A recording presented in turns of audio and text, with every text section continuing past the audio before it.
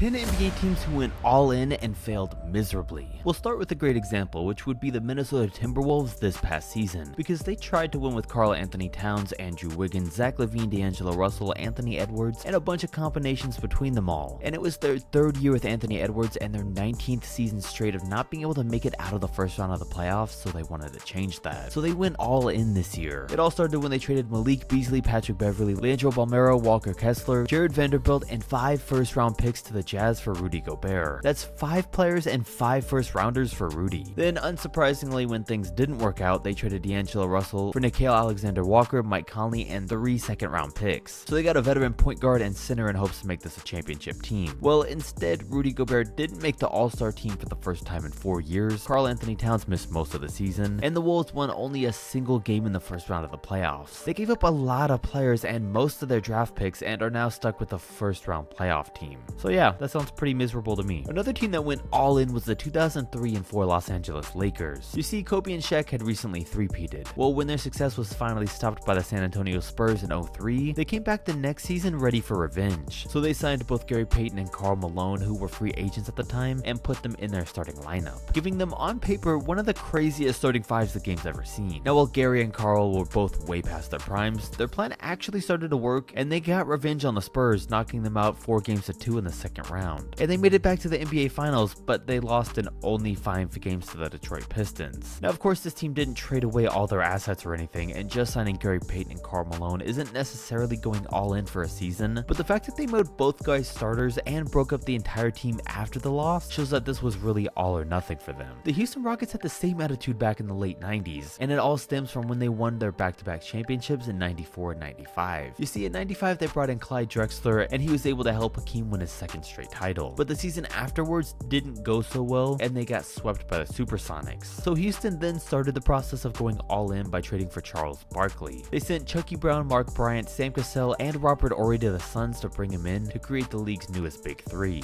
And on paper, this squad was great, but it just didn't end up working for the next 2 years. And after the second failed season, Clyde Drexler retires, but instead of breaking up these two, they instead dive in even further into this last chance attempt to win Hakeem Olajuwon another ring, and they do so by making a trade for Scottie Pippen fresh off of the Chicago Bulls. So they trade Roy Rogers and a second-round pick for him to make their new big three even more impressive on paper. But seeing that Barkley was now 35 and Hakeem was 36, there was no way this was gonna work, and it didn't. So Scottie requested a trade after only 1 season with this big three. But speaking of big threes, there's no way we could have this conversation without mentioning the 2018 OKC Thunder. You see, in 2016, Kevin Durant left the team. In 2017, they tried pairing Russell Westbrook with Domantas Sabonis and Victor Oladipo, which didn't work. So the next year, they traded their young core for Paul George, and also brought in Carmelo Anthony for Doug McDermott, Enes Kanter, and a second-round pick. They got him for a deal since he had to force his way out of New York, but this was their way of bringing in 2 new stars to make a big three that they felt could win them a championship. The idea was that this was a championship team, but it was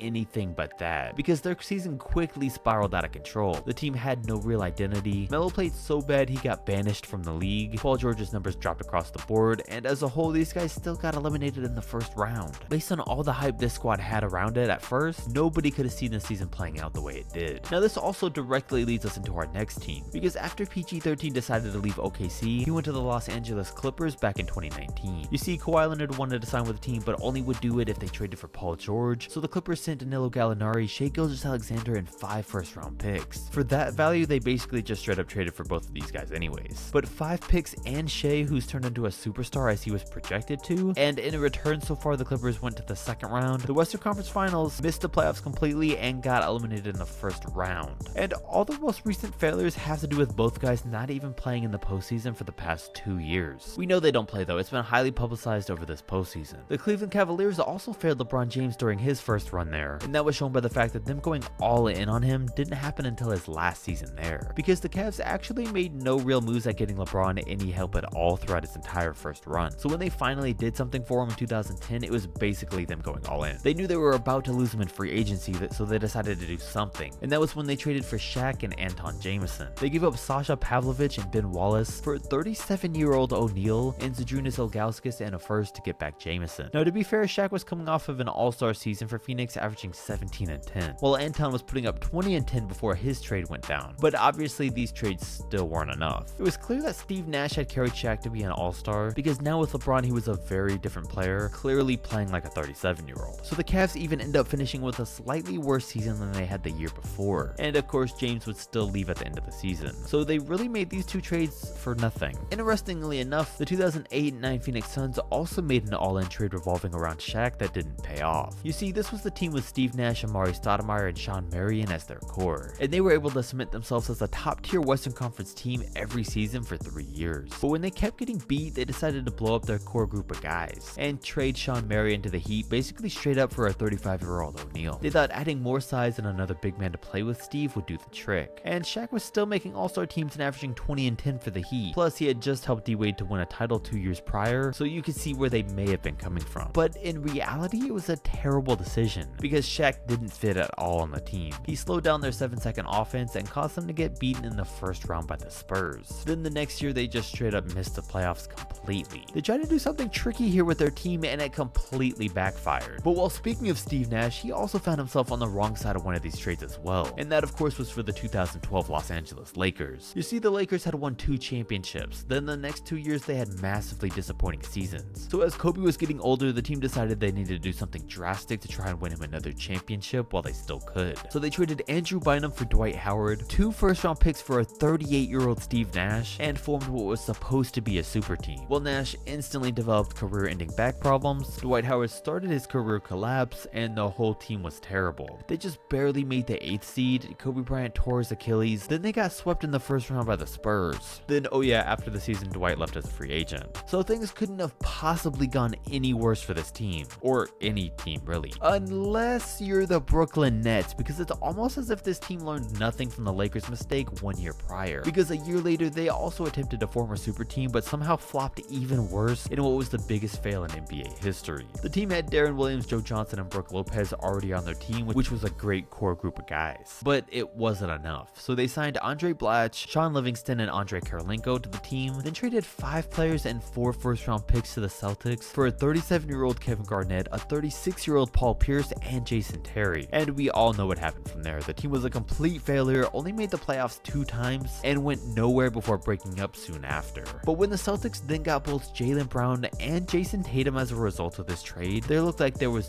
no coming back from that. But then somehow, someway, just 6 short years later, the Nets were able to bring in Kevin Durant, Kyrie Irving, and James Harden, now creating one of the all-time best supers teams, at least on paper. And they once again had to go all in to put this one together. You see, they signed Kyrie Irving as a free agent, then traded their young star D'Angelo Russell for Kevin Durant in 2019. The duo then spent 2 years together by the time they were able to convince the Houston Rockets to trade James Harden, where they sent away Jared Allen, Taurean Prince, Karis LeVert, 3 first-round picks, and 4 first-round pick swaps. So they basically give up their entire team and chance at being a young rebuild to get these 3 guys together for them to only play 16 games together. All of them eventually left and got traded within 2 years of teaming up, and in fact they all got traded, but the Nets received much more in return than they ever had to give away to get them. But the fact that the team had to basically spend 2 years going back and forth between injuries and sitting out games hurt to watch, and it hurts even more knowing that these 3 went 13-3 in the games they did play together, so we can only imagine what could have been.